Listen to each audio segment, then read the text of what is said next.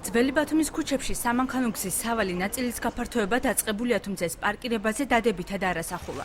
ტროტუარებზე გაჩერებული მანქანები ქალაქის ამ ნაწილში არც ისე იშვიათი სანახავია. ძღოლები არაერთგვაროვან შეფასებებს აკეთებენ. არაფერი არ მოხსნილა, როგორც არის 14 სანტიმეტრი რა მოხსნა პრობლემის. 14 სანტი იქით აქეთ. რამდენი ქუჩის სიფარდა რამდენი უნდა იყოს? შედარებით ახლა მოგვარდა თქო ვერ ვიტყვი ახლა გადაჭრით, მაგრამ შედარებით უკეთესია ხო?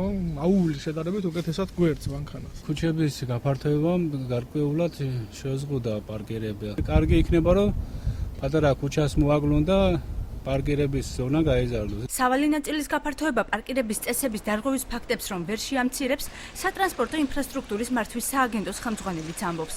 თუმცა ყურადღებას მანქანების გამტარიანობის გაუმჯობესებაზე ამახვილებს. Მთლიანად ნამდვილად ვერ დაგადაჭრეს და ამას ვერ დაგპირდებით, მაგრამ ნაწილობრივ უკეთესობა და მთავარი შედეგი არის რომ თუ პარკირებული იყო მანქანა იქ მეორე მაგნის გავლა იყო ძალიან რთული, დღეს ეს რთული მოხსნილი. ბათუმის საკრებულოს თავმჯდომარე, რომელსაც ქუჩების გაფართოების ინიციატივა ეკუთვნის, ამბობს, რომ ერთ-ერთი მნიშვნელოვანი შედეგი, რაც ტროტუარების დავიწროებას მოყვა, სასწრაფო, სახანძრო და სამაშველო მანქანების თავისუფალი გადაადგილებისთვის პირობის შექმნაა. სასწრაფო დახმარებას პრობლემები ექნებოდა, თოვლი რომ მოვიდა ბათუმში, გაწმენდა ვეღარ მოახერხეთ.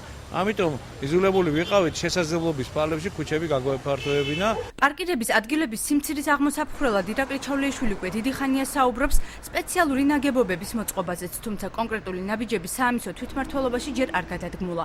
აქ შეთავაზებები მხოლოდ კერძო სექტორისგან აქვთ, რისი განხილვაც მომავალში უნდა დაიწყოს. ქალაქის წარმომადგენლობითი ორგანოს პირველი პირი ამბობს იმასაც, რომ სპეციალური ადგილების მოსაწყობად იმ ინვესტორებმა უნდა იზრუნონ, რომლებიც სასტუმრებსა და საცხოვრებელ სახლებს აგებენ. როგორც ასეთი ეს იმპერატიული ბრძანება არ არის ასეთი, მაგრამ ყოველი გონივრული გადაწყვეტილება ზუსტად აქეთკენ უბიძგებს ბიზნესმენს, რომ იფიქროს პარკინგზე. ზოგიერთი ბიზნესმენი კიდევაც გთხოვს, რომ გამოგვიყევით ადგილი, სადაც ჩვენი ხარჯებით ავაშენებთ გარაჟს და ეს იქნება ქალაქისთვის ძალიან კარგი. ამ თემაზე მე ქალაქის მერთან მქონდა საუბარი და რა თქმა უნდა ეს საკითხი კიდევ უფრო წინ უნდა წავწიოთ. არასწორი პარკირებისათვის წლის განმავლობაში საშუალოდ სატრანსპორტო ინფრასტრუქტურის მართვის სააგენტო 100.000-მდე ჯარიმას წერს.